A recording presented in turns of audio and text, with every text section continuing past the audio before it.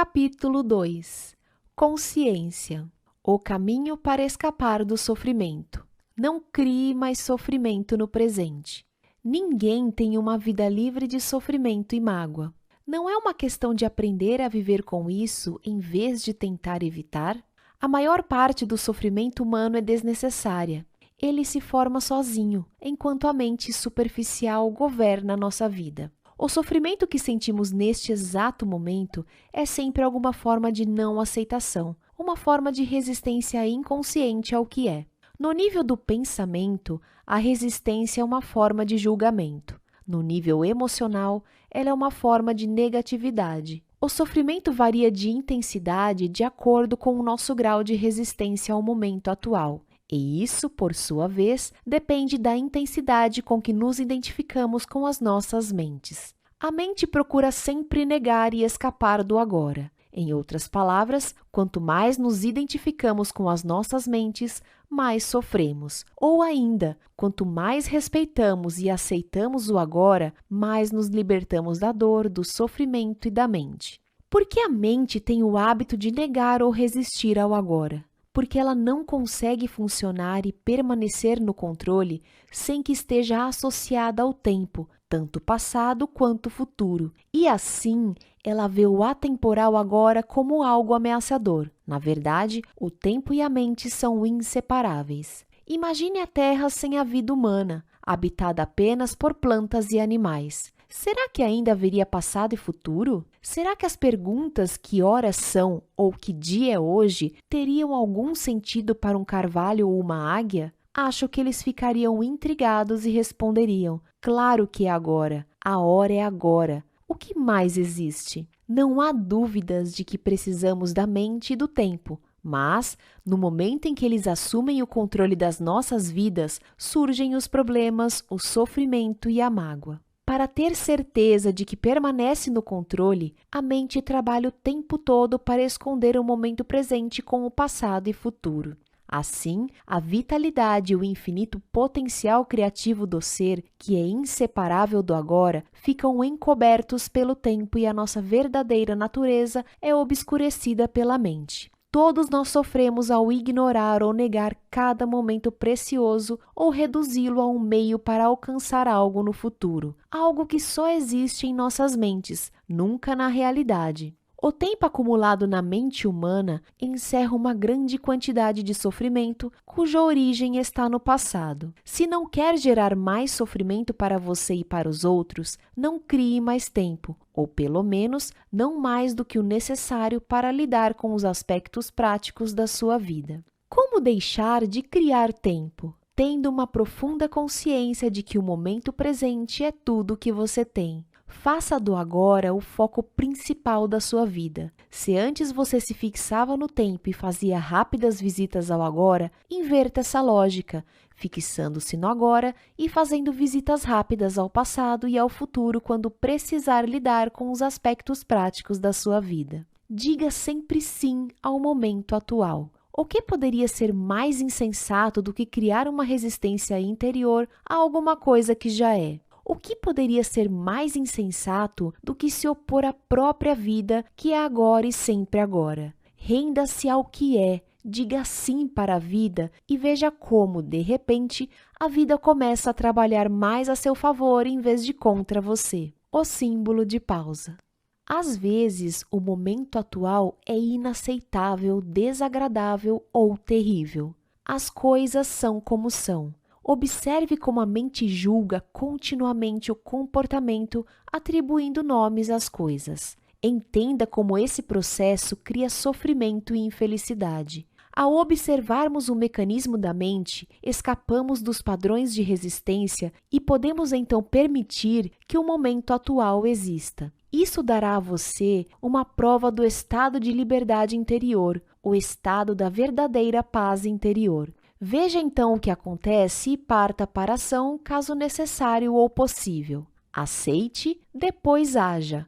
O que quer que o momento atual contenha, aceite-o como uma escolha sua. Trabalhe sempre com ele, não contra. Torne-o um amigo e aliado, não seu inimigo. Isso transformará toda a sua vida como por milagre.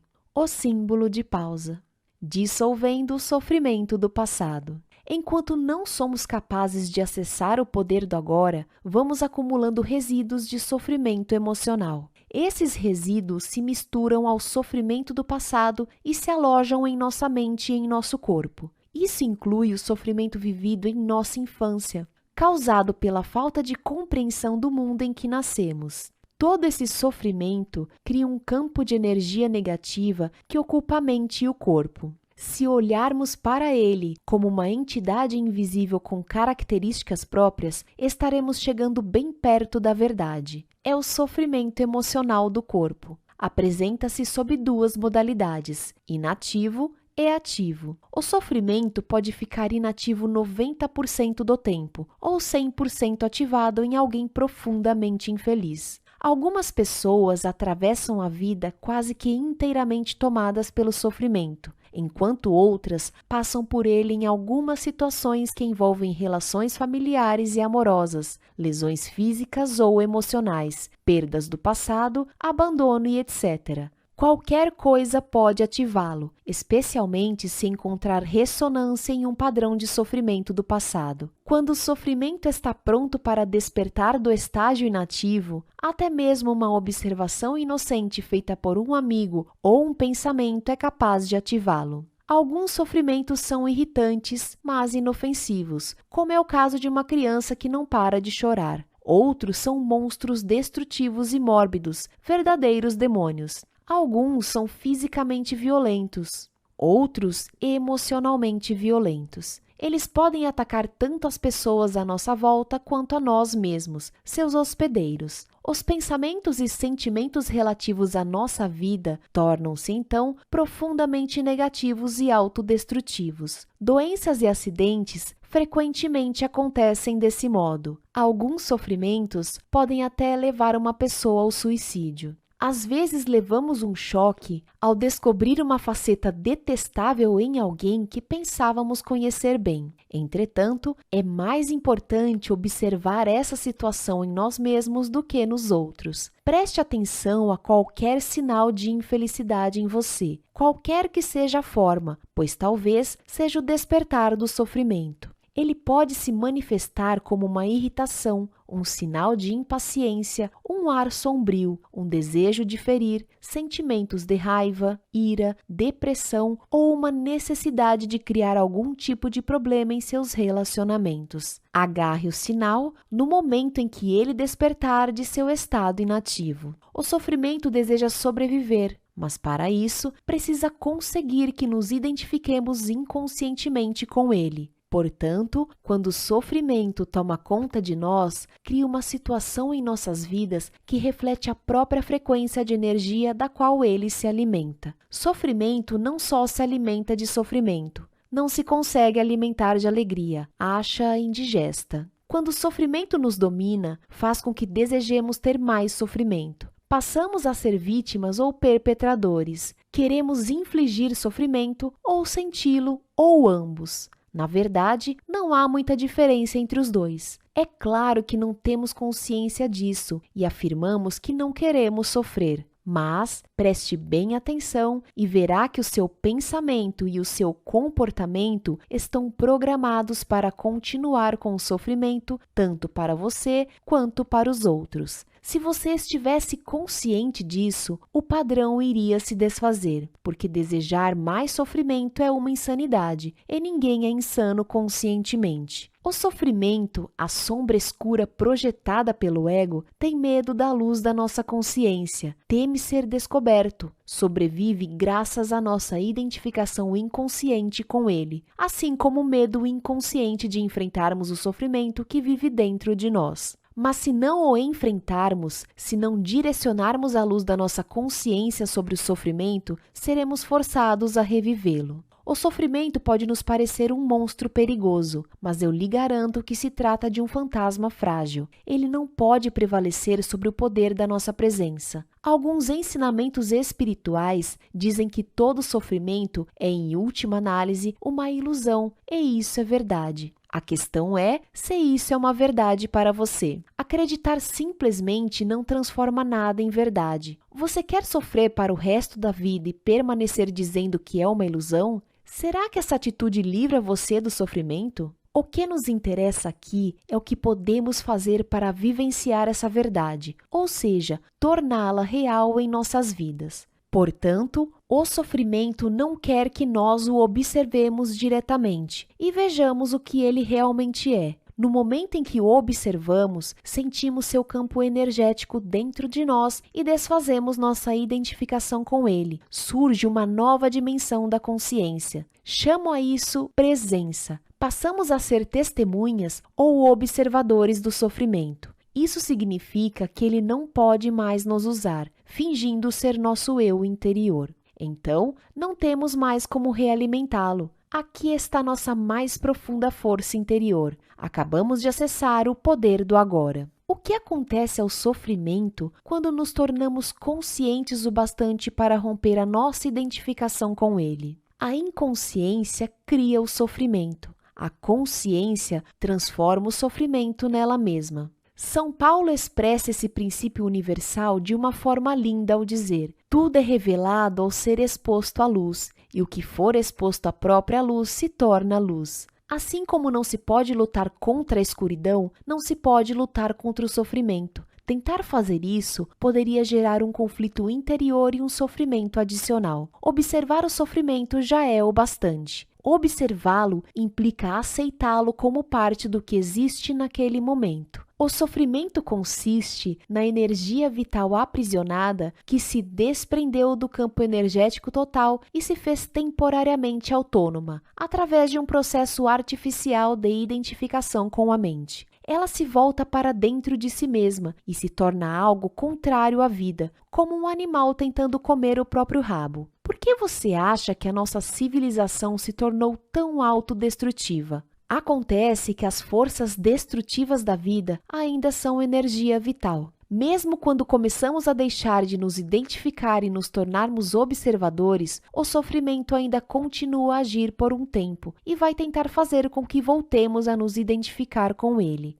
Embora não esteja mais recebendo a energia originada da nossa identificação com ele, o sofrimento ainda tem sua força, como uma roda gigante que continua a girar mesmo quando deixa de receber o impulso. Nesse estágio, o sofrimento pode até ocasionar dores em diversas partes do corpo, mas elas não vão durar. Esteja presente, fique consciente, vigie o seu espaço interior. Você vai precisar estar presente e alerta para ser capaz de observar o sofrimento de um modo direto e sentir a energia que emana dele. Agindo assim, o sofrimento não terá força para controlar o seu pensamento. No momento em que o seu pensamento se alinha com o campo energético do sofrimento, você está se identificando com ele e, de novo, alimentando-o com os seus pensamentos. Por exemplo, se a raiva é a vibração de energia que predomina no sofrimento e você alimenta esse sentimento, insistindo em pensar no que alguém fez para prejudicá-lo ou no que você vai fazer em relação a essa pessoa, é porque você já não está mais consciente e o sofrimento se tornou você.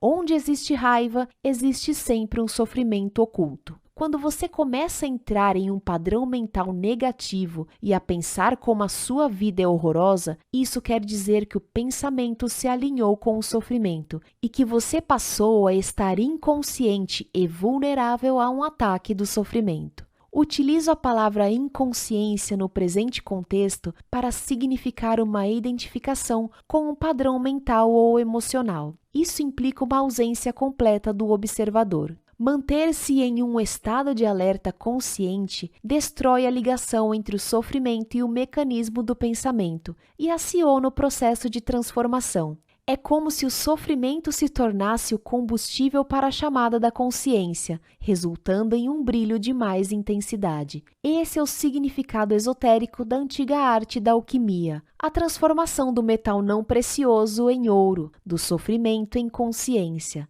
A separação interior cicatriza e você se torna inteiro outra vez. Cabe a você, então, não criar um sofrimento adicional. Resumindo o processo, concentre a atenção no sentimento dentro de você. Reconheça que é o sofrimento. Aceite que ele esteja ali. Não pense a respeito. Não permita que o sentimento se transforme em pensamento. Não julgue nem analise. Não se identifique com o sentimento. Esteja presente e observe o que está acontecendo dentro de você. Perceba não só o sofrimento emocional, mas também a presença de alguém que observa, o observador silencioso. Esse é o poder do agora, o poder da sua própria presença consciente. Veja então o que acontece. O símbolo de pausa.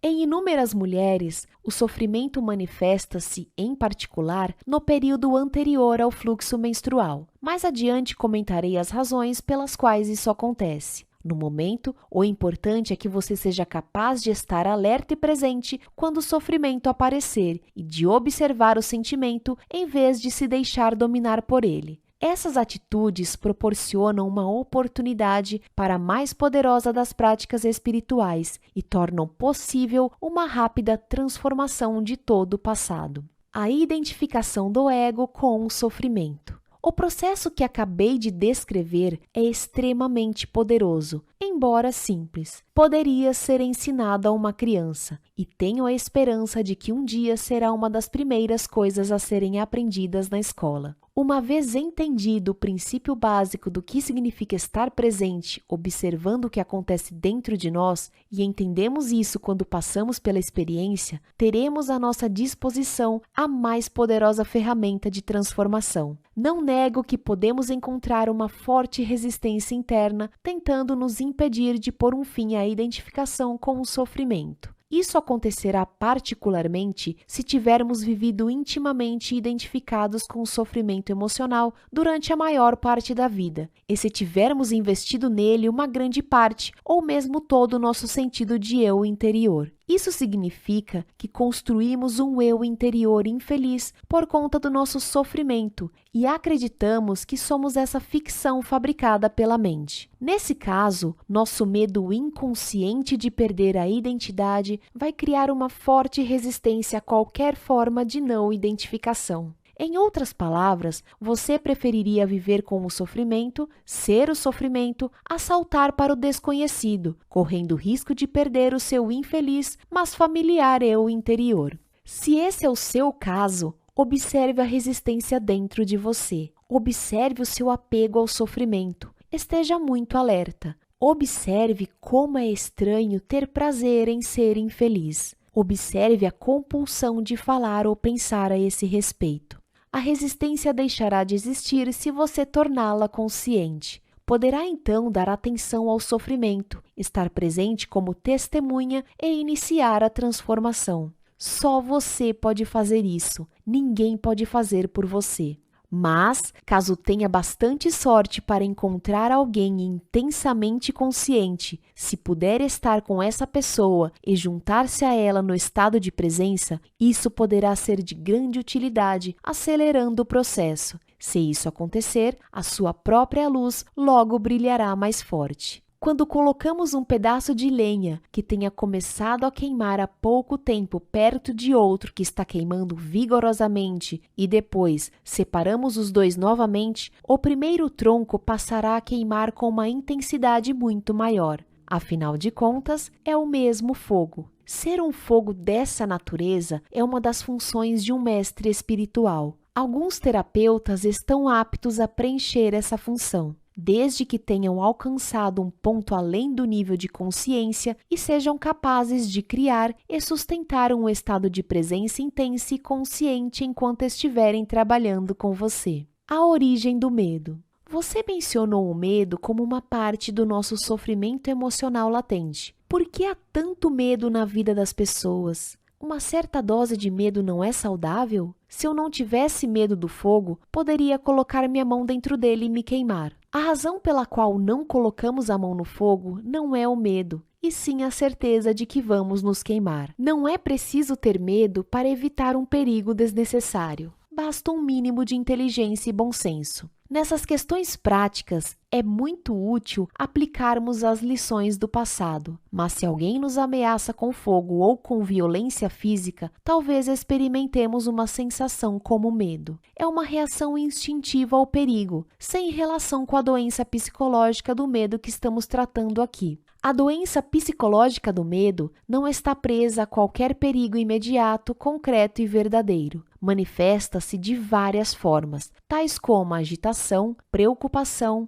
ansiedade, nervosismo, tensão, pavor, fobia e etc. Esse tipo de medo psicológico é sempre de alguma coisa que poderá acontecer, não de alguma coisa que está acontecendo neste momento. Você está aqui e agora, ao passo que sua mente está no futuro. Essa situação cria um espaço de angústia. E caso estejam identificados com as nossas mentes e tivermos perdido o contato com o poder e a simplicidade do agora, essa angústia será a nossa companhia constante. Podemos lidar com uma situação no momento em que ela se apresenta, mas não podemos lidar com algo que é apenas uma projeção mental. Não podemos lidar com o futuro. Além do mais, enquanto estivermos identificados com a mente, o ego rege nossas vidas, como mencionei anteriormente. Por conta da sua natureza ilusória e apesar dos elaborados mecanismos de defesa, o ego é muito vulnerável e inseguro e vê a si mesmo em constante ameaça. Esse é o caso aqui, mesmo que o ego seja muito confiante em sua forma externa. Agora, lembre-se que uma emoção é a reação do corpo à mente. Que mensagem o corpo está recebendo permanentemente do ego, o falso eu interior construído pela mente? Perigo, estou sob ameaça. E qual é a emoção gerada por essa mensagem permanente? Medo, é claro. O medo parece ter várias causas. Tememos perder, falhar, nos machucar, mas em última análise, todos os medos se resumem a um só: o medo que o ego tem da morte e da destruição. Para o ego, a morte está bem ali na esquina. No estado de identificação com a mente, o medo da morte afeta cada aspecto da nossa vida. Por exemplo, mesmo uma coisa aparentemente trivial ou normal, como a necessidade de estar certo em um argumento e demonstrar a outra pessoa que ela está errada, defendendo a posição mental com a qual nos identificamos, acontece por causa do medo da morte. Se estivermos identificados com uma atitude mental e descobrirmos que estamos errados, nosso sentido de eu interior, baseado na mente, corre um sério risco de destruição. Portanto, assim como o ego, você não pode errar. Errar é morrer. Muitas guerras foram disputadas por causa disso,